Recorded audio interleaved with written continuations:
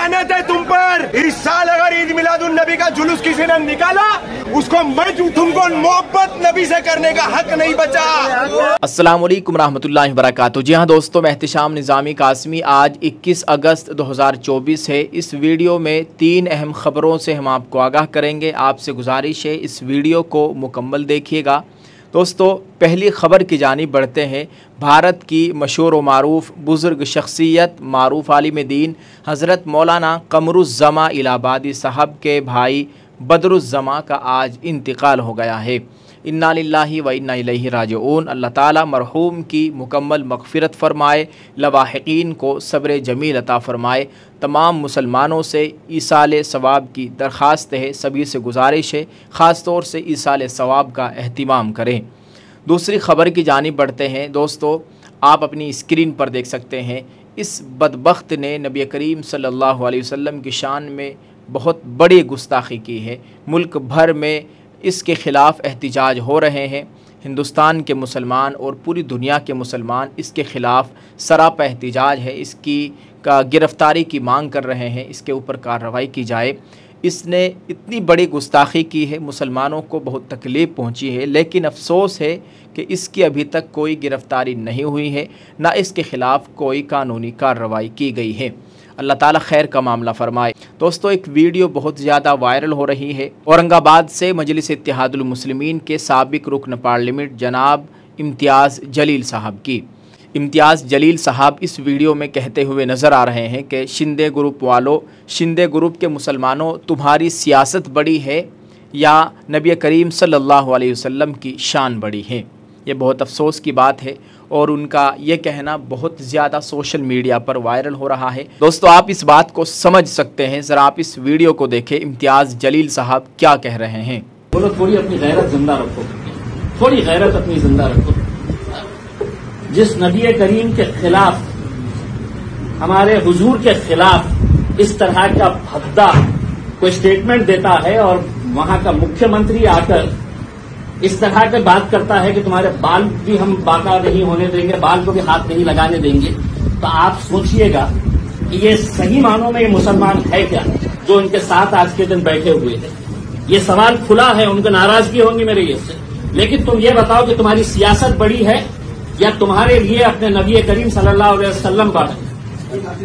आपने देख लिया है इम्तियाज़ जलील साहब कितने दर्द के साथ इस बात को बयान कर रहे हैं। ये बहुत अफसोस का मकाम है कि ऐसे वक्त में भी कि जब नबी करीम सल्लल्लाहु अलैहि वसल्लम की शान में गुस्ताखी की जाए, लोग अपनी पार्टियों की मान रहे हैं, अपनी सियासी जो उनके सियासी आका हैं, रहनुमा हैं, कहीं वो नाराज़ ना हो जाए, तो इस वजह से वो एहतिजाज नहीं कर रहे हैं। ये बहुत ही हैरान कुन बात है। अल्लाह ताला ऐसे लोगों को हिदायत नसीब फरमाए। दोस्तों, एक खबर आ रही है all India Muslim personal law board के ताल्लुक से। All India Muslim personal law board ने एक लेटर पैड जारी करते हुए इस खबर से हम सब लोगों को आगाह किया है।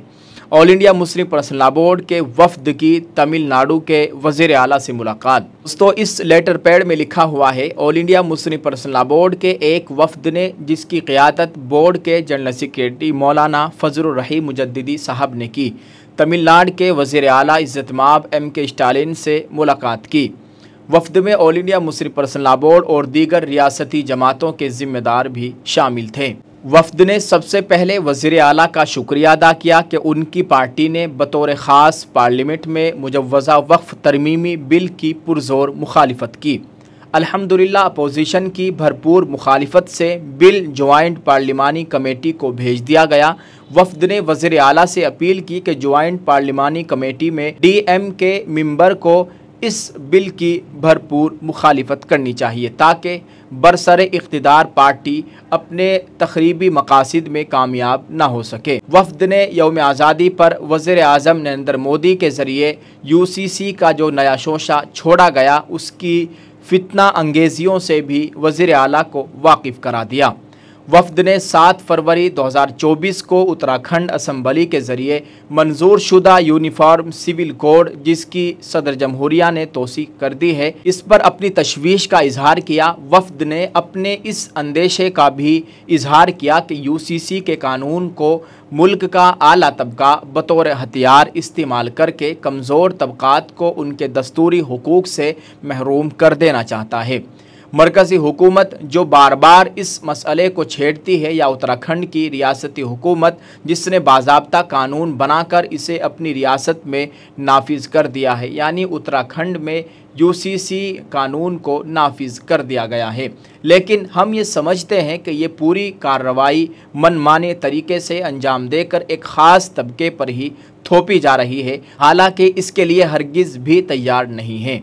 वज़ीर आला ने बहुत ही सब्र और संजीदगी के साथ वफ़द की तमाम बातों को बगौर सुना और कहा कि उन्होंने 2023 में ही वज़ीर आज़म और लॉ कमीशन के चेयरमैन को ख़त लिखकर यूनिफॉर्म सिविल कोड की पुरज़ोर मुखालिफत की थी। उन्होंने वफ़द को यकीन दिलाया कि वो हमेशा मुसलमानों के साथ रहे हैं और आइंदा भी रहेंगे। ये letter pad all India Muslim personal law board की जानिब से जारी हुआ है, जो हमने आपके साथ शेयर कर दिया है। आप इस ताल्लुक़ से दोस्तों क्या कहना चाहेंगे, कमेंट में ज़रूर लिखें और इस वीडियो को शेयर कर दीजिए। दुआ फरमाए अल्लाह ताला मुसलमानान हिंद के हाल पर रहम फरमाए। अल्लाह ताला हम सब का हामी व नासिर हो, आमीन। अस्सलामु अलैकुम व रहमतुल्लाहि व बरकातुहू।